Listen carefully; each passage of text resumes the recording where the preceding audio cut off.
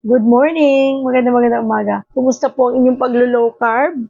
Pag-usapan naman natin ang atin pong kalusugan. Pwede ba ang do-it-yourself sa low carb nutrition? Isang malaking question mark yan. So, yun po yung sinasabi natin. No? Pwede bang mag-do-it-yourself sa low carb? Pwede, pero case-to-case basis. Kasi may mga gumagawa naman na talaga eh. Meron namang successful, no? So, depende po yan sa inyong kondisyon, ha? Hindi po applicable ang do-it-yourself sa lahat ng tao. Lalo na po kapag tayo ay may mga edad ng tulad ni Ate Mavs at may kondisyon na tulad ko.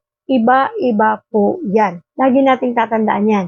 Kasi may iba't ibang klase po ng low-carb nutrition. Meron tinatawag na liberal, moderate, ketogenic, meron pong carnivore, meron Lion's diet pa. So, ang dami po, no? Anong pagkakaiba-iba niyan? At yan ay nakadepende sa need mo. Alin ang pwede sa akin dyan? Paano natin malalaman kung hindi natin aalamin at hindi natin aaralin? Ang hirap naman pala niyan, Ate Maps. Ganyan pala ang low carb. Kailangan pa ganito, kailangan pa ganyan. Yes! Why? Because ang low carb po is not a diet. Ito po ay isang lifestyle na ito'y gagawin mo hanggang pagtanda mo, hanggang kunin ka na ni Lord. Hindi po ito ginagawa na trip ko lang o kaya ako maglo-low carb kasi gusto ko lang pumayat. Tama na yung pag pumayat na ako, babalik na ako sa dati. Hindi po ganun ang low carb.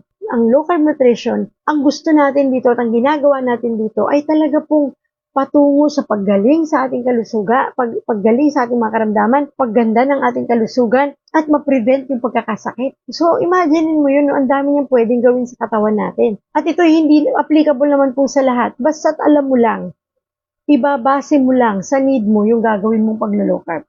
Huwag po tayo na kung mo napanood nyo, nakita nyo once, ay, gagawin ko na yan. Ganyan lang pala yung kadali eh. Diba? Minsan ganun tayo eh. Pag may nakita tayo na isang tao na nagpatotoo, pumayat, gumanda ang katawan, natanggalan tiyan, gusto ko yan, gagayahin ko yan. Diba?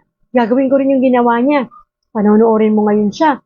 Pero hindi mo inaaral kung ano ang history o background ng taong ito. Hindi mo rin inaral kung ano ba talaga yung sinasabi nito na low carb na to. Diba? Ang Diyos ang ginawa mo, kung paano siya kumain, gano'n ka kumakain, kung ano yung hindi niya kinakain, hindi mo kinakain, kung ano yung kinakain niya, yun lang din ang kinakain mo. So, hindi po ito gaya-gaya lang, ha? Yung importante po, aralin natin ito, unawain natin, at dapat po, i-apply natin sa sarili natin base sa need natin. Okay? Wag po tayong mag-imbento or parang akala natin alam na natin lahat. Hindi pa pala.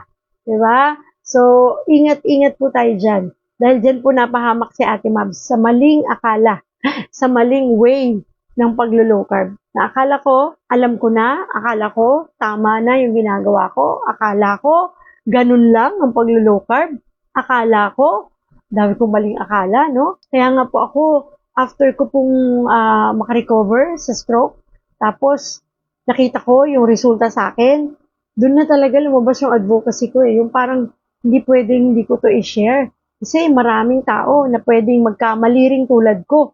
At baka mapahamak din sila at matulad sa akin na pwede namang hindi kung talagang aaralin nila at malalaman nila ang tama. Hindi ko naman sinasabi that low carb nutrition is perfect for everyone, di ba? Kasi marami naman talagang tao na sumubok mag low carb pero hindi talaga nila kinaya.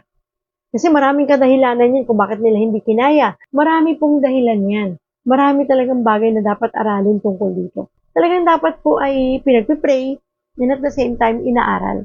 Kasi wala pong bagay na basta natin papasukin na hindi natin inaalam kung anong meron dito. Huwag tayong sabak ng sabak. Alam mo yon, yung lumalabang ka sa gera nang wala kang bala, wala kang sapat na tool or kaalaman tungkol dito, eh sigurado po itutumba ka niyan. Pwede ka niyan talagang mapahamak o pwede kang matalo, no, sa gitna ng labanan. Kasi unang-una, ang daming struggles na dadaanan mo sa paglo-low carb eh. Dahil maraming pagbabago kang gagawin at didisiplinahin mo sarili mo. At dito po, kailangan talaga ng pasensya. Kailangan dito ng pangunawa, no? At saka matyaga at didisiplina sa sarili. Hindi po pwede dito yung sige-sige lang, yung bara-bara lang. Hindi po ito mahirap. Di ba? Madali lang siya kung aaralin. Thank you po. Thank you. More blessings to you. God bless. Yan. So, thank you po. God bless everyone. See you again tomorrow.